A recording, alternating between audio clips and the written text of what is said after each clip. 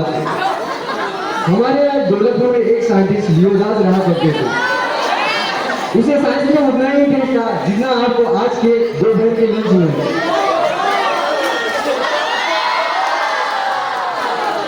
उनके पास खाने का भी वक्त नहीं था, वो हमेशा अपने एक्सपेरिमेंट्स में ही लगा करते थे।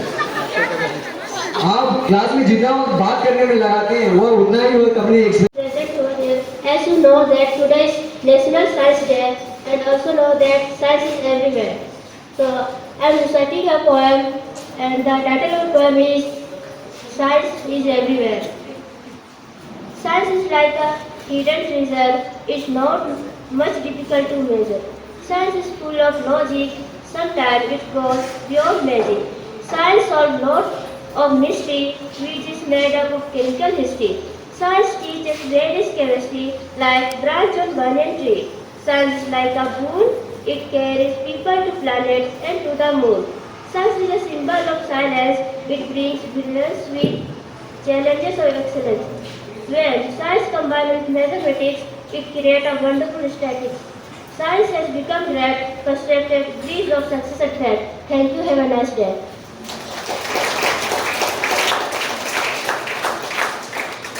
Thank you, Bangi, for such a rhythmic and beautiful poem. For wonderful and interesting facts, Rinki is coming.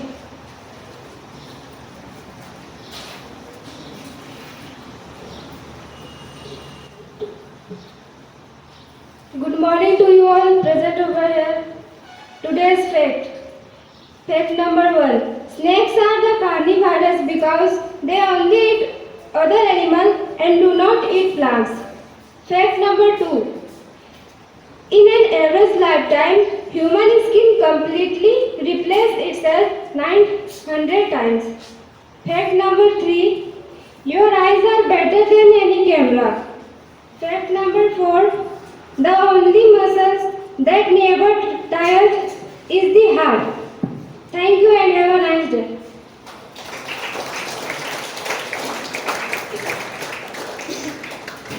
Thanks, Rinki, but I think you forgot one fact. It's okay.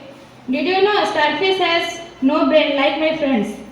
Next, for giving a special speech about the great scientist C.V. Raman, Subhani is coming. Subhani?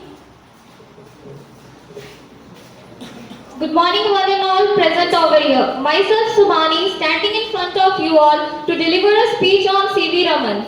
C.V. Raman was born on 7 November 1888, Trichinopoli, India. He died on November 21st, 1970, Bangalore. Indian physicist whose work influenced the growth of science in India.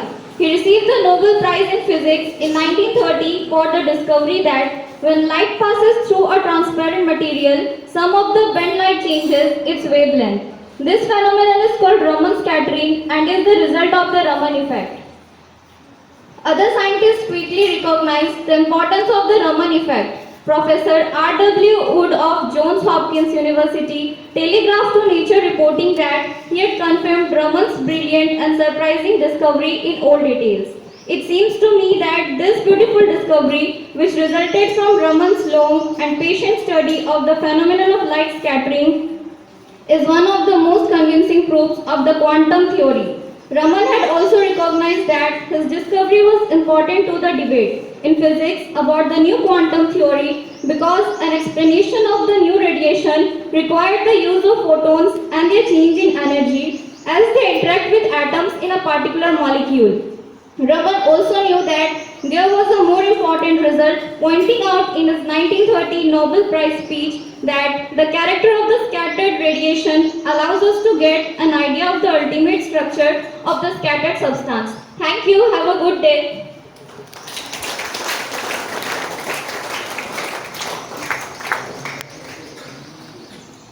Thanks, Subhani, for giving us a knowledge about our great scientist. The art and science of asking questions is the source of all knowledge. At last, the interesting part of our program,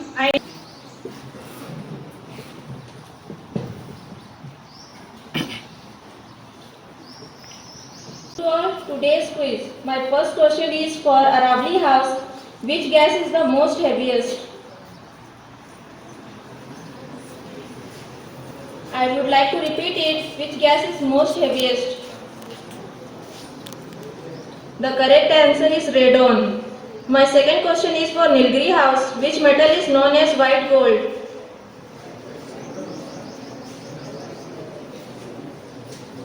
I would like to repeat it. Which metal is known as white gold? Yes, your answer is correct. Correct answer is platinum. My third question is for Shivalik House. What is Hooke's law? I would like to repeat it. What is Hooke's law? Yes, your answer is correct. Strain is directly proportional to stress. My last question is for Degri House. What is the scientific name of cobra?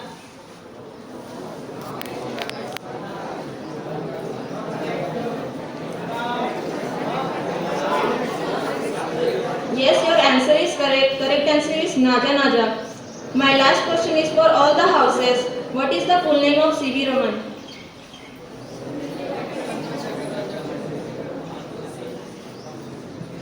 I would like to repeat it. What is the full name of C.V. Raman? Yes, your answer is correct. Correct answer is Chandrasekhar Venkata Raman. Thank you and have a fantastic day.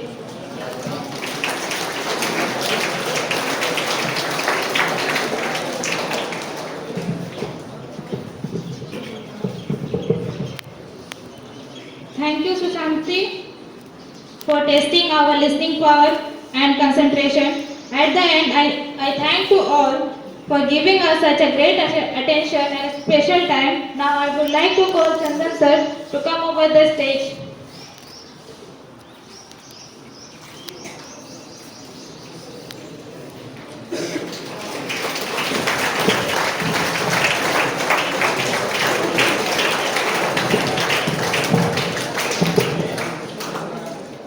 Respected Principal Ma'am,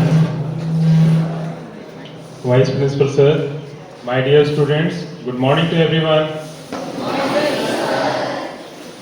जैसा कि अभी तक तो सबको पता ही चल गया है और हम लोग सब जानते भी हैं कि आज राष्ट्रीय विज्ञान दिवस है, नेशनल साइंस डे, जो हम लोग एवरी ईयर 28 फरवरी को सेलिब्रेट करते हैं। तो ये जो सेलिब्रेशन शुरू हुआ है वो शुरू हुआ है 1987 से। 1986 में national council for science and technology ने ये प्रपोजल रखा कि जिस दिन सर सीवी रमन ने रमन इफेक्ट के बारे में डिस्कवरी की थी, उसी तारीख को नेशनल साइंस डे के रूप में सेलिब्रेट किया जाए। तो 1987 से इस दिन को नेशनल साइंस डे के रूप में सेलिब्रेट किया जा रहा है। और जैसा कि कोई भी चीज़ सेलिब्रेट किया जाता है तो सेलिब्रेशन के साथ उसकी कुछ मोटिव होनी चाहिए ताकि कुछ लर्निंग हो सके। तो इसी को ध्यान में रखते हुए 1999 में हर वर्ष ये कुछ थीम रखा जाने लगा कि कुछ ऐसा थीम हो जिसको हम मोटिव बना करके उसके ऊपर साल भर साइंस के फील्ड में काम करें। तो उसी तरह से इस वर्ष 2024 का जो थीम है वो है इंडिजिनस टेक्नोलॉजी फॉर विकसित भारत। इंडिजिनस टेक्नोलॉजी मतलब होता है कि वो हमारे देश का, हमारे गांव, हमारे शहर, हमारे राज्य का के लोगों के द्वारा जो पारंपरिक रूप से या हमारे लोगों के द्वारा जो टेक्नोलॉजी विकसित किया गया है या किया जा रहा है उसको बढ़ावा दिया जाए, आगे बढ़ने का मौका दिया जाए और उसको हम देश के विकास में इम्प्लीमेंट करें। और इसके बारे में आगे भी चर्चा करूंगा, लेकिन सबसे पहले मैं principal ma'am, vice principal sir, इनसे रिक्वेस्ट करता हूं कि डॉक्टर सर सीवी रमन जी के पिक्चर पर फूल चढ़ाएं, माल्यार्पण करें और हम लोग उनको उनके कंट्रीब्यूशन के लिए आज सबसे पहले हम लोग उनको याद करें।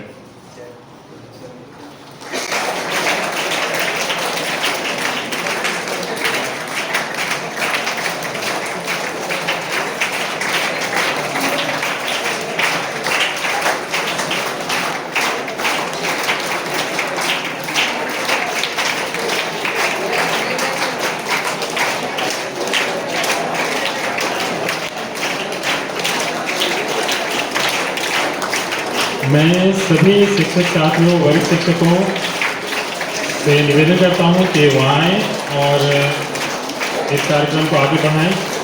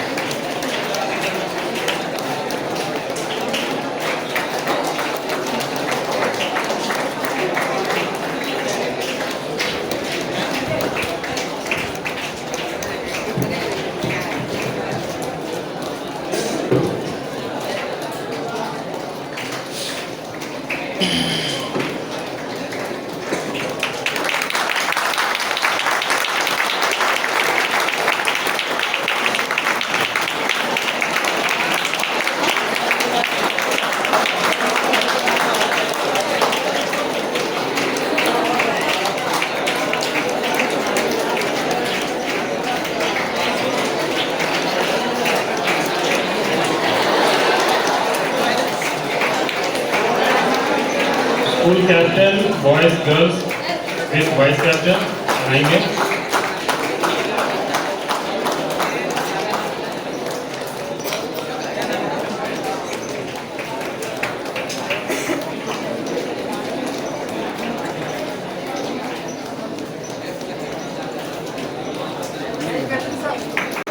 इसकी जो रिस्पेक्ट है, इसको बढ़ावा हमेशा से दिया गया है, चाहे वो परतंत्र भारत ही क्यों ना हो। और इसका एग्जाम्पल हमारे सीवी रमन सर हैं, क्योंकि सबसे पहले तो बात करेंगे उनकी 11 वर्ष की उम्र में उन लोगों ने क्लास 10 पूरी की थी। सिर्फ 11 वर्ष की उम्र में उनकी क्लास 10 पूरी की थी और 13 वर्ष में उन लोगों ने हायर सेकेंडरी पूरा किया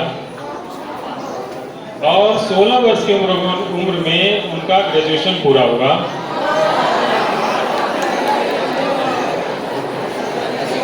और ये तो नॉर्मल डिग्री है।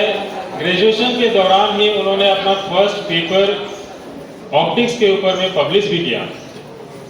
ये कोई छोटी बात नहीं है कि ग्रेजुएशन के दौरान ही रिसर्च किया गया और बहुत ही मिनिमम अवेलेबिलिटी में और उन्होंने अपना पेपर भी पब्लिश किया। उसके जस्ट तुरंत बाद उनकी एमए इन फिजिक्स भी पूरी हुई। उस समय एमए ही मिलती थी और 19 इयर्स की उम्र में उन्होंने आईएफएस का परीक्षा पास किया। आईएफएस इंडियन फाइनेंस सर्विस, और उनकी पहली पोस्टिंग हुई थी कलकत्ता में एज ए अकाउंट जनरल के रूप में। और एक रिसर्चर को अगर ऑफिस में बैठा करके और अकाउंट्स के हिसाब करने के लिए बोला जाए ना, तो उसके लिए सबसे मुश्किल काम है वो। और वो भी वैसे ही थे। वहाँ पे काम करते ही उन्होंने वहाँ का जो एक इंस्टीट्यूट था जो साइंस का बढ़ावा देता था, उसका नाम है, मैं देखना चाहूँगा, नाम याद नहीं आ रहा है, इंडियन जो भी नाम हो, तो उसके थ्रू उन्होंने उनसे जुड़ा। वहाँ पे उन्होंने वो जुड़े और वहाँ पे अपना रिसर्च वर्क शुरू किया। और अपनी सर्विस के दौरान ही उसके बाद उनकी पोस्टिंग बर्मा में हो गई। बर्मा जिसको रंगून वहाँ पे, लेकिन वहाँ पे वो ज़्यादा दिन रहे नहीं, वापस आ गए। और कलकत्ता में ही एक राजा बाजार साइंस कॉलेज का एस्टेब्लिशमेंट हुआ कलकत्ता यूनिवर्सिटी के अंडर में। तो वहाँ पे वो एक पालित प्रोफेसर के रूप में उन्होंने काम करने का प्रपोजल रखा और उनको ये काम भी मिला। पालित प्रोफेसर वो होते थे जो पढ़ाई का काम, बच्चों को पढ़ाने का काम नहीं करते थे, वो सिर्फ अपने हिसाब से अपने टाइम पे वो रिसर्च का काम करते थे। तो इस रूप में उनको ज्वाइन करने के लिए अपना जो आईएफएस का सर्विस है उससे रिजाइन भी करना पड़ा और उन्होंने इसको अपने लाइफ का सबसे बड़ा सेक्रीफाइस भी बोला, क्योंकि IFS में उनको जितनी सैलरी मिलती थी उससे आधी सैलरी में उन्होंने एज ए कॉलेज प्रोफेसर काम करना स्वीकार किया। क्योंकि एक रिसर्चर, और कहा जाता है ना कि आपको जिस काम में मन लगता है ना वही काम करिए तो आपको ज़्यादा खुशी मिलती है, और एक लेवल के बाद खुशी हमारे लिए ज़्यादा इंपॉर्टेंट हो जाती है पैसे से। उनके लिए भी वही था, तो उन्होंने अपना जो रिसर्च वर्क है वो वहीं पे शुरू किया, और इसी दौरान उनको ये सफलता भी मिली कि उन्होंने जो अपना रमन इफेक्ट दिया, रमन इफेक्ट के बारे में जो उनकी जो डिस्कवरी थी, जिसके लिए उनको ये डिस्कवरी हुई थी 1928 में, और 1930 में उनको इसके लिए नोबेल प्राइज मिला।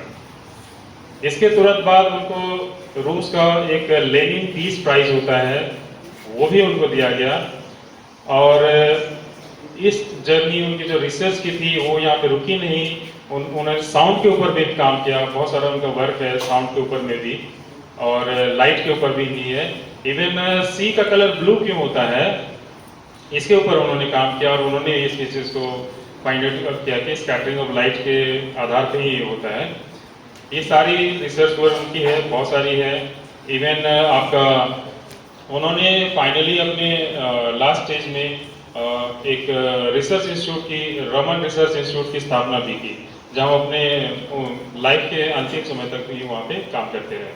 तो इस तरह से हम देखें तो रमन जी का जो लाइफ है, सर CV रमन का, वो पूरी तरह से उनका डेडिकेशन था रिसर्च के ऊपर में, और उनका जो कंट्रीब्यूशन है हम लोग आज भी याद करते हैं। और ये मैं आपको क्यों बता रहा हूँ, ये आप लोग सब जानते हो या आप इसके बारे में ढूंढना, आपको सारा इंफॉर्मेशन मिलेगा। ये आपको एक इंस्पिरेशन देगा कि कोई एज बाउंड नहीं होता है, कोई लिमिटेशन नहीं होता है। अगर हम अच्छा काम करना चाहते हैं तो आप अपने लाइफ में अच्छा काम करें, ऐसा हम लोग सभी चाहते हैं। और इसी के साथ मैं नीता मैम को यहाँ पे इन्वाइट करना चाहूँगा, वो इस बारे में कुछ और बताएंगे।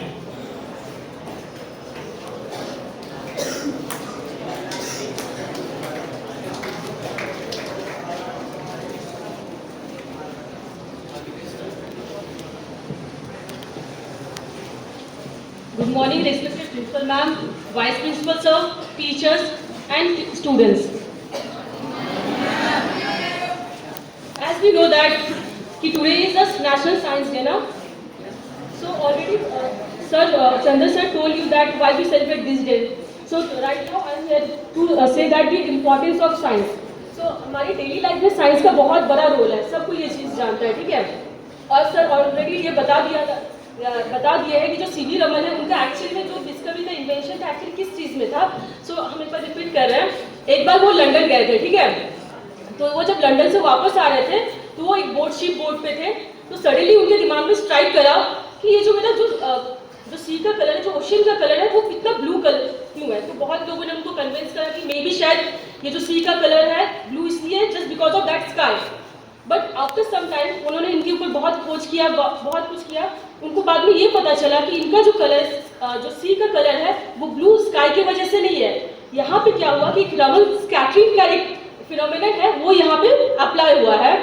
बाद में उन्होंने ये देखा कि वहाँ पे क्या हुआ था कि इसके ऊपर बहुत खोजबीन करने के बाद देखा गया कि जो मेरे मॉलिक्यूल्स होते हैं, जो मेरे पार्टिकल्स होते हैं, वो क्या करते हैं, यहाँ पे डिफ्लेक्ट करते हैं। जब हमारा कोई मॉलिक्यूल, जब पार्टिकल्स, जब हम लोग किसी कोई भी मैटर के में डिफ्लेक्ट करता है तो वहाँ से मेरा क्या होता है, मैक्सिमम कलर जो क्या होता है एब्जॉर्ब कर जाता है, ठीक है। आपको पता है कि मेरे रेनबो में कितना कलर्स होता है, 7 कलर्स होता है। काइंड ऑफ दैट हम लोग फिजिक्स में प्रिज्म यूज करते हैं, राइट। तो अगर फिजिक्स में जो प्रिज्म यूज करते हैं उसको जब हम लोग सनलाइट में जिसको रखते हैं और हम लोग जस्ट उसको पास करते हैं, या फिर हम लोग कोई एक वाइट सोर्स ऑफ लाइट को जब पास करते हैं तो मेरे पास 7 कलर वहाँ पे निकलते हैं ना, ठीक है।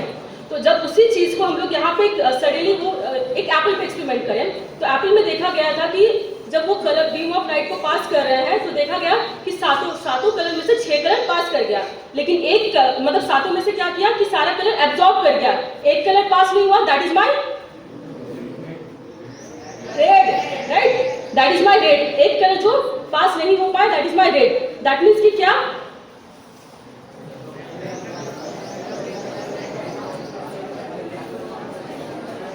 साइंस स्टूडेंट, दैट मीन्स कि क्या वहां पे जो मेरा रेड कलर है दैट मीन्स कि क्या मेरे को इससे ये पता चलता है कि मेरा टोटल यहाँ पे रमन स्कैटरिंग का इफेक्ट हुआ है, नॉट ओनली कि किसी के कलर की वजह से कोई चीज़ मेरा कलर शो हो रहा है, ठीक है। तो उन्होंने इसके ऊपर काम किया, ऑलरेडी शंकर सर बता दिया। तो right now here I am to say about the importance of science.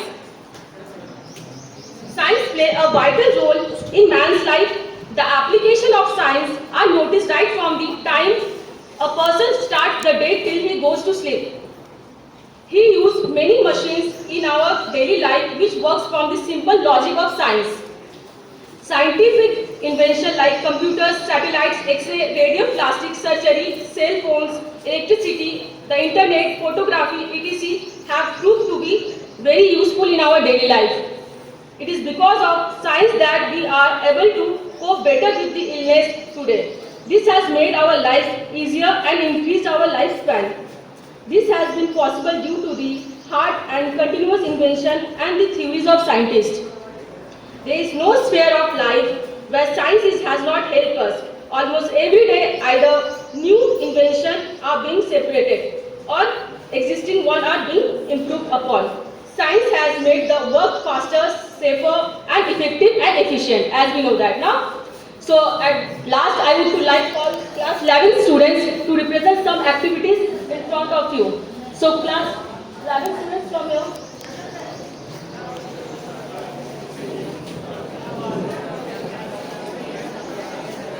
वही जादू है जो आदमी को जानवर और जानवर को आदमी बना देते हैं। ऐसे ही हमारे पास एक जादूगर है सुनार, माहिष्मती साम्राज्य से आए हुए, ये भी कुछ इसी प्रकार के जादूगर हैं। अब ये हमें कुछ जादू दिखाना चाहते हैं।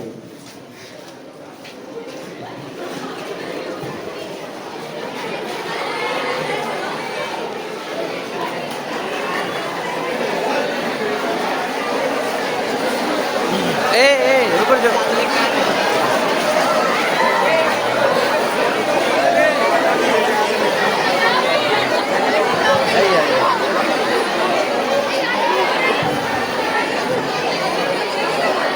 तुम लोग ध्यान से देखो बेटे, मैं इसे गायब करने वाला हूँ।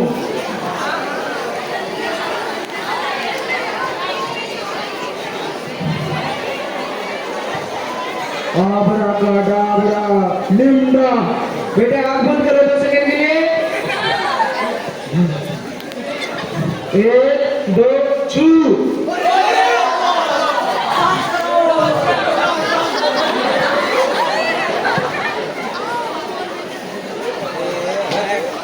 मूर्ख, मैं तुझे भी गायब कर दूंगा। आप ऐसे जादूगरों के चलाने में ना आए। ये तो नकली जादू था, खैर असली जादू भी होता है। तो चलिए मैं आपको ले चलता हूँ साइंस की दुनिया में। बहुत समय पहले की बात है, हमारे यहाँ दौलतपुर में एक साइंटिस्ट लियोनार्ड रहा करते थे। उसे साइंस में उतना ही इंटरेस्ट था जितना आपको आज के दोपहर के लंच में।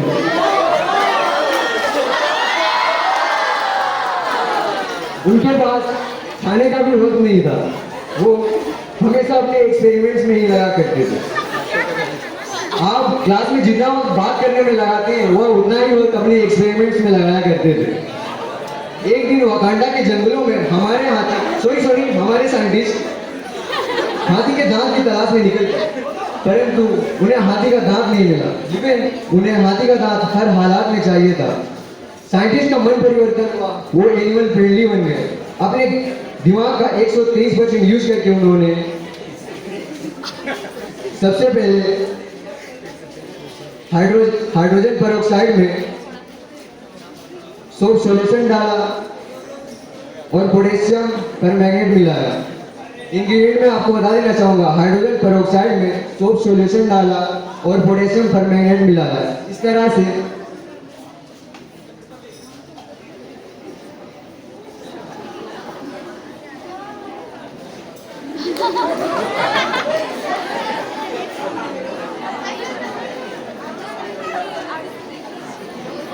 हमारे साइंटिस्ट काफी टैलेंटेड है, पता नहीं टाइम क्यों ले रहे हैं।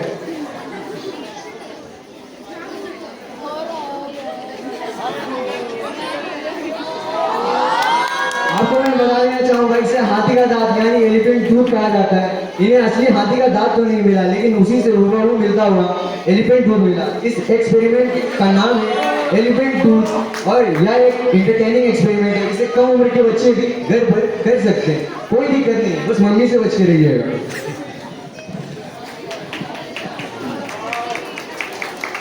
ये तो पहली की बात, आजकल क्या चल रहा है? अरे फोन का छोड़ो, उसके बाद क्या चल आजकल क्या चल रहा है मैं आपको बताता हूँ। 10th के बाद मार्क्स की वजह से मेरे कुछ दोस्त कुछ आर्ट कुछ साइंस में चले गए थे। अक्सर उनमें लड़ाई हुआ करता था कि कौन अच्छा है। इस बात को आर्ट्स के शिवनाथ ने ज़्यादा ही सीरियसली लिया और उसने अनुराग को मौत की नींद सुलाने का फैसला लिया।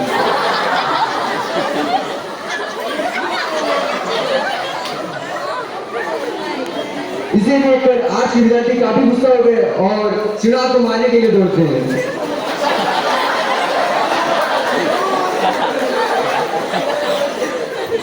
आपके साथ प्रेम हुआ है, वो देखिए कैमरा कैमरा मैन हाई कीजिए।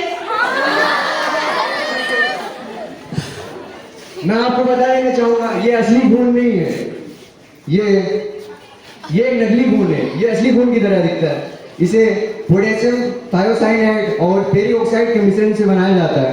आपने अक्सर फिल्मों में अल्लू अर्जुन को कटप्पा को गोली मारते देखा होगा। उसमें से नकली खून बहता है वो यही होता है, वो असली खून नहीं होता। वैसे भी ये खून की तरह भले दिखता है लेकिन ये खून होता नहीं है। मैं आपको रिएक्शन फिर से बता देता हूँ। फेरी ऑक्साइड प्लस पोटेशियम थायोसाइनाइड इसके मिश्रण से ये नकली खून बनता है। वैसे भी आर्ट्स और साइंस आपस में लड़ते नहीं है, हम लोग आपस में वाई वाई है। जैसे कि आप देख सकते हैं आर्ट्स के अनुराग और साइंस के आर्टिस्ट आपस में गले मिल रहे हैं, हाथ मिला रहे हैं, नाच रहे हैं, आप ही देख सकते हैं। ये अरे ये क्या हाथों में क्या हुआ? गुलाबी गुलाबी क्या है? ये गुलाबी गुलाबी क्या हाथ में? कोई एक्सप्लेन करना चाहेगा?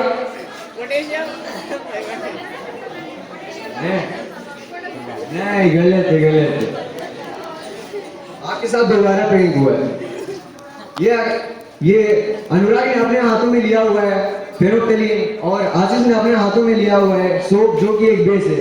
आपको पता ही होगा जब कोई बेसिक सब्सटेंस फेनोक्टेलिन के कांटेक्ट में आता है तो पिंक कलर देता है और वो एसिड के साथ कोई रिएक्शन नहीं देता। तो मैं आपको रिएक्शन दोबारा से बता देना चाहूंगा। जब कोई बेस फेनोक्टेलिन के कांटेक्ट में आता है ये पिंक कलर देता है।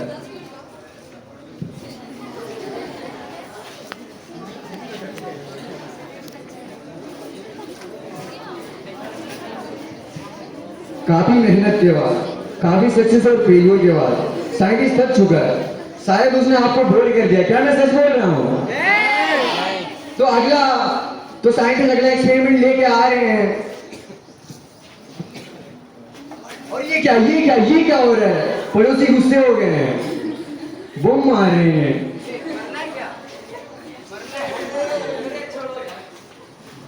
खत्म। एग्जाम का सीजन में वहां पर टाइम वेस्ट नहीं करेंगे, वैसे भी एग्जाम में आने वाला नहीं है।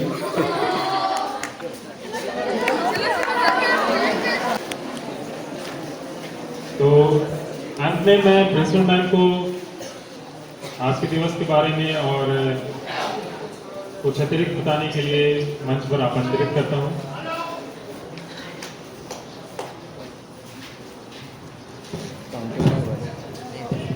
Respected Vice Principal Sir, learned teachers, and my dear children, good morning to you all. Now you listen now that one of the important 10th standard question is pin up the leaf with base, what color it will be? That is the thing they demonstrated. It is a repeated question in the 10th standard also. Okay, you are preparing for the 10th standard science exam. Children, coming to Sir C.V. Raman. When you heard, you told no, 11th standard, 11 years old he passed to 10th standard, 13 years old he passed to 12th standard, 16 years he passed graduation because his father was a physics professor in Presidency College, Chennai. So he had a physics professor, so good background.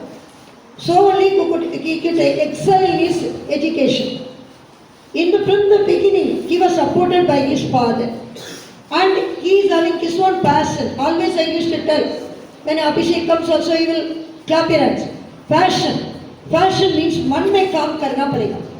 He was selected in the ICS and he was an accountant general. He will go to office by 10 o'clock. Morning 5 o'clock to 10 o'clock, I remember the name was Ashutosh. That person in Kolkata supported him. He used to do research in his laboratory. Then after 9:30 he will run like anything, take bath and eat food, and then he will go to the office.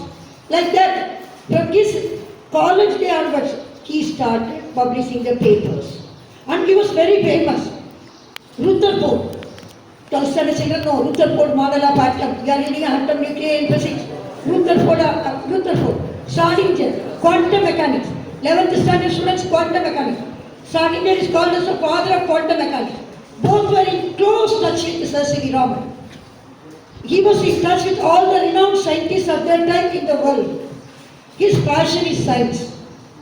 So whatever he sees, why Sagar is blue in color, why the sky is blue in color, he used to raise a lot of questions. And lot of things he has done in the field of sound also. Because Mridangam, Tabla and all, every house hold musical instrument in Tamil Nadu. So he researched that instruments also. Why they are giving different frequencies and different wavelengths and all. Lot of books he has written. So his main research field is sound and light. And his passion is that one, so he excelled in that one. In the last part of his life, as Mr. Chandan told, he established one institute, Raman Research Institute in Bangalore, and he spent his last life with his students there, and he passed away there. Still, if you go to Sir C.V. Raman's institute, we can see the place where he was cremated. Okay, this is the thing about Sir C.V. Raman. Indian government decided to celebrate this day, 28th February, as a National Science Day, to commemorate the Nobel Prize won by Sir C.V. Raman. Nobel Prize is one of the topmost prize in the world in the science field. Without passion, he could not attain. He had a passion for science. He did a lot of things in the field of science, lot of papers he published, and he could shine. So, to know all people, that is this day is celebrated as a National Science Day. Okay, now, science means don't think that it is only for science students. Whomsoever is thinking why it is happening, what it is happening, how it is happening, that is scientific temperament. Everybody should have that scientific temperament. Whatever is happening around us, you should analyze why it is happening, what it is happening, how it is happening. That is science. Thank you, Sir.